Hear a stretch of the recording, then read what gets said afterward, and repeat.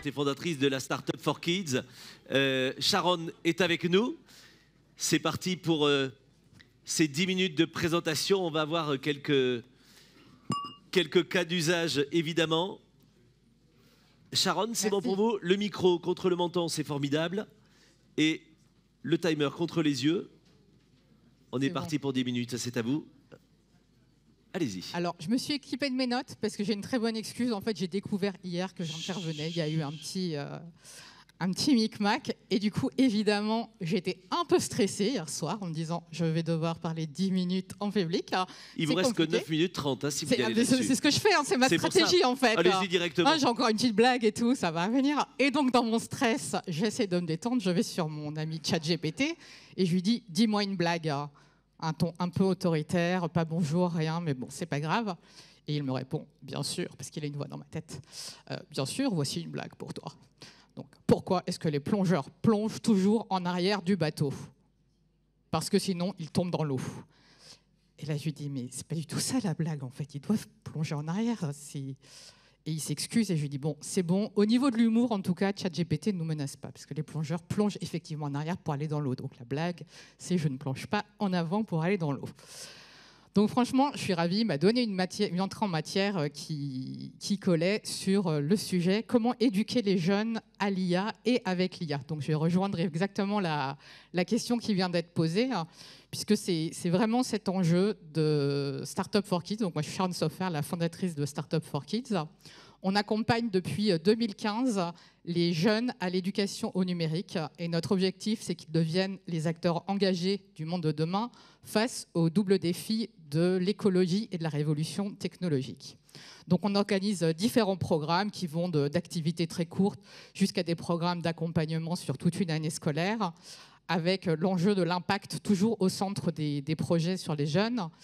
Et l'idée, c'est aussi d'inciter les jeunes, en particulier les filles, les jeunes des quartiers, à aller justement dans ces filières numériques, tech, puisqu'ils n'y vont pas naturellement.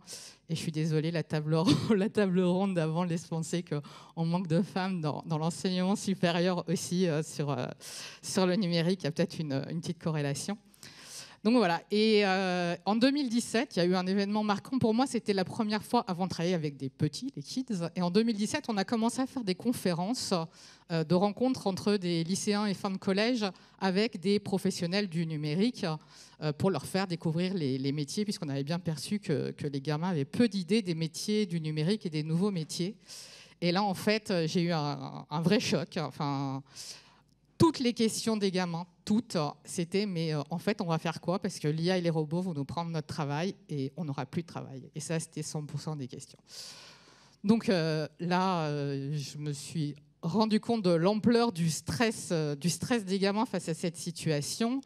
Et on peut en dire ce qu'on veut, en fait. La tech, on est d'accord, on n'est pas d'accord. L'IA, on n'aime pas, mais ça va être là.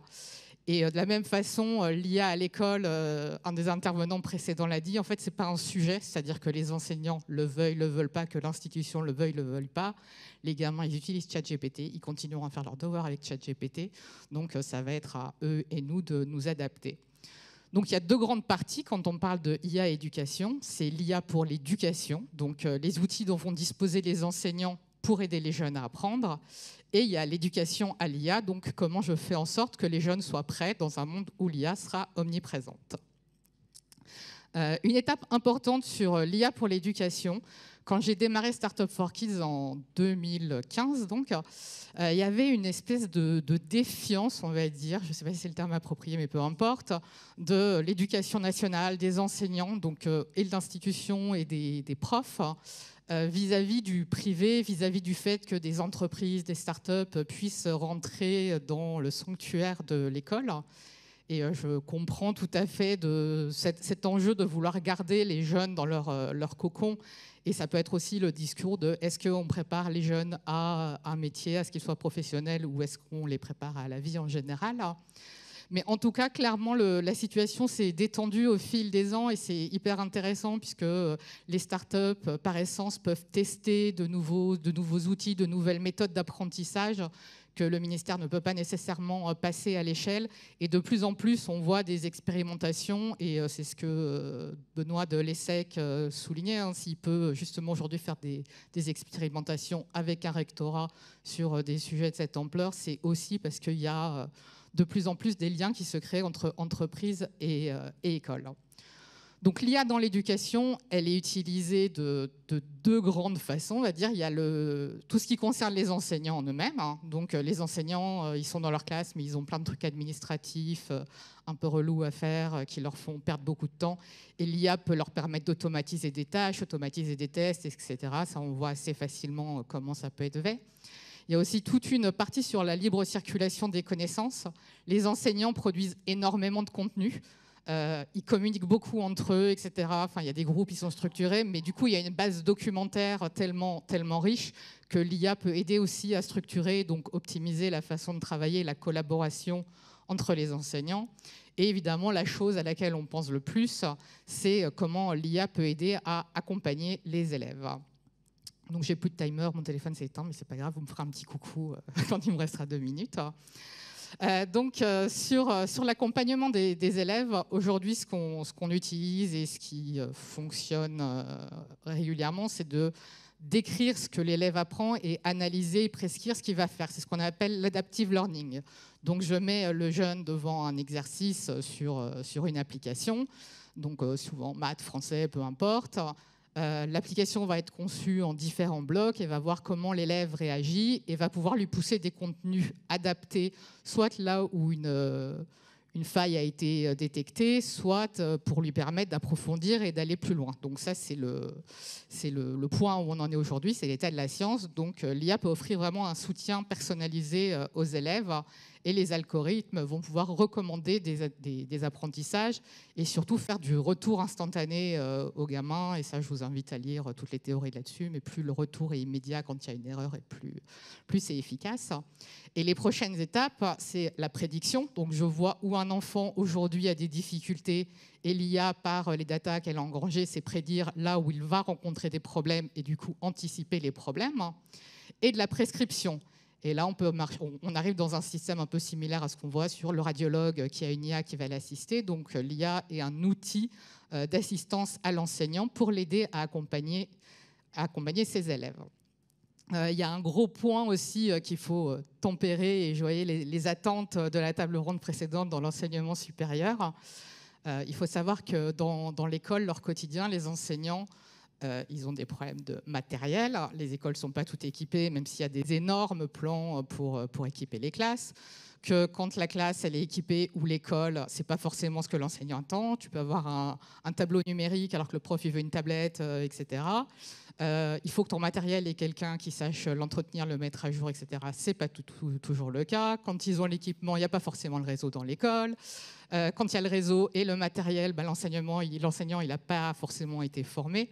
Les enseignants, ils ont une carrière d'une 40aine d'années et c'est une carrière un peu fixe. Et le taux de renouvellement de la technologie et des évolutions technologiques, il est légèrement plus rapide. Donc, et je ne sais plus qui a parlé de la réduction de l'égalité des chances. Alors, il y a plein de choses là où l'IA peut effectivement aider. Après, il ne faut pas se leurrer quand on voit, par exemple, les problèmes qu'il y a eu au moment du Covid. Les inégalités de chance, elles se sont plutôt accrues. Nous, sur certains de nos programmes, on a dû passer en digital. Mais il y a des filles, elles n'avaient pas d'ordinateur chez elles pour bosser, ou ils étaient 3 dans la pièce, elles ne pouvaient pas passer son après-midi avec nous. Et à l'école, c'est exactement pareil. Les gamins, ils étaient tout simplement pas équipés.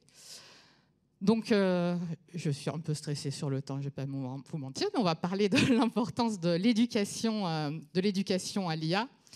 Donc, déjà, quand on parle de tech en général, c'était très compliqué à l'école. Parmi vous, qui pense que l'IA va jouer un rôle significatif dans nos vies à l'avenir? Pas nombreux. Bon, je ne vais pas vous demander si vous comprenez l'IA, mais est-ce que vous pensez qu'autour de vous, les gens comprennent bien les enjeux de l'IA? Waouh, je vais devoir me speeder. Qui pense que les gens autour d'eux comprennent bien les enjeux de l'IA? Personne. Super. Donc, imaginez-vous que les parents, les enseignants, c'est exactement la même chose. Et que du coup, on est confronté à cet enjeu. C'est bien, il faut les acculturer, mais qui les accompagne? Donc ça, c'est un enjeu complexe sur la formation, mais en tout cas, il y a des enseignants qui s'approprient justement les enjeux d'intelligence artificielle pour les utiliser comme des opportunités pour travailler sur des sujets qui vont pouvoir rentrer dans leur cours et leur parcours, en particulier travailler sur la compréhension de l'IA, donc leur expliquer la data, comment elle marche, ses biais, tout ce dont on a pu aborder, qui sont liés vraiment aux soft skills finalement. Développer sa pensée critique, savoir comprendre que ce que l'IA elle me raconte, c'est uniquement basé sur des statistiques, raconter les problèmes d'hallucination de l'IA, c'est un enjeu aussi majeur. Donc tous ces éléments, ça va vraiment donner des bases aux gamins pour pouvoir comprendre plus tard ces enjeux d'intelligence artificielle. Et je vois que tu m'invites à conclure. C'est exactement ça. Dur, il me restait encore au moins 2 pages, mais c'est pas grave. Je veux juste faire une petite conclusion. Nous, notre mission sur Startup for Kids, c'est effectivement d'amener les jeunes à avoir un usage du numérique, mais un usage raisonnable.